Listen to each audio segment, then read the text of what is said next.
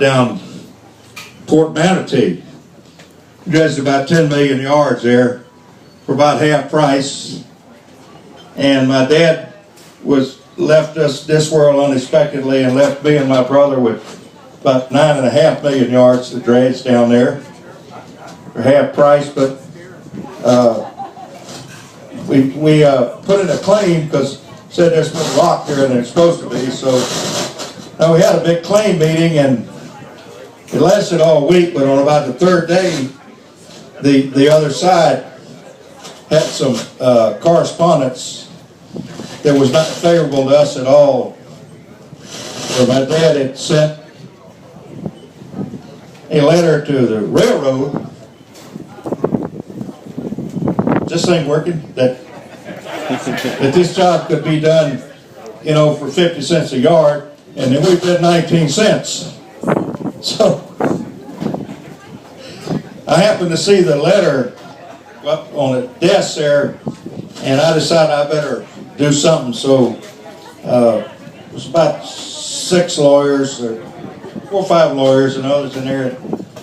And I said, you know, I see this letter from my dad to the railroad, and I said, I think I know what he said.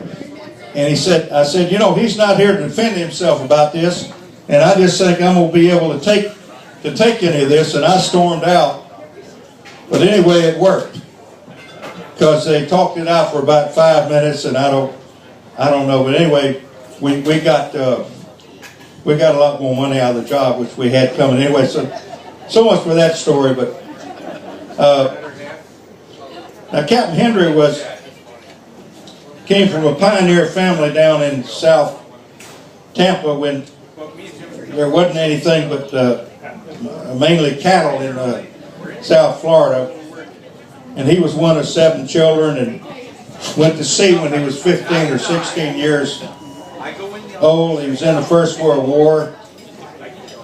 Then he went to work for Standard Oil Corporation, a fellow named Rockefeller, and he was 26 years old. They made him captain on a Standard Oil tanker, and that was something, you know, youngest captain there. But anyway, after about 10 years, he came back to Florida, and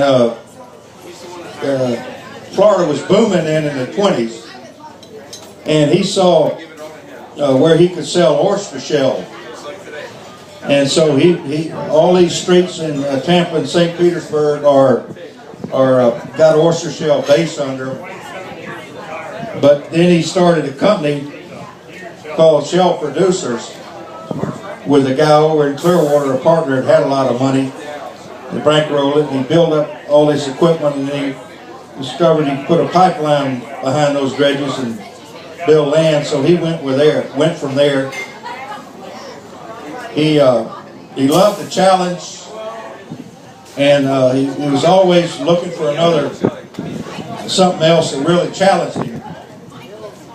1948, when he was the first chairman of the Tampa Port Authority, and he was responsible for getting Tampa Harbor deep, and then I think to probably just 30 feet back in the 80s. But he was a man that loved the challenge, and he really did the better the challenge, the more he liked it. And he was a family man. He loved my mother, and he loved his children, and he's a great credit to us here. And I think I've said enough about it. So everything has been said here. All I want to say is I appreciate everybody coming, and we appreciate the opportunity to be here and help everybody in the community. And we're here to stay. So thank you very much.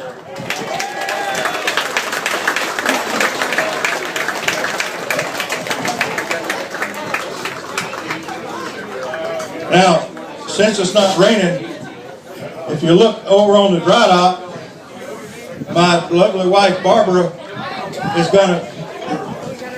gonna bust a bottle of champagne on the Drydock. You what? If everybody will look here to the east, we'll We'll go with that. Huh? Why'd you run out of video? Go for it. That was pretty awesome, man. What's Barbara doing? 1, 2, 3, go. She missed. Yay!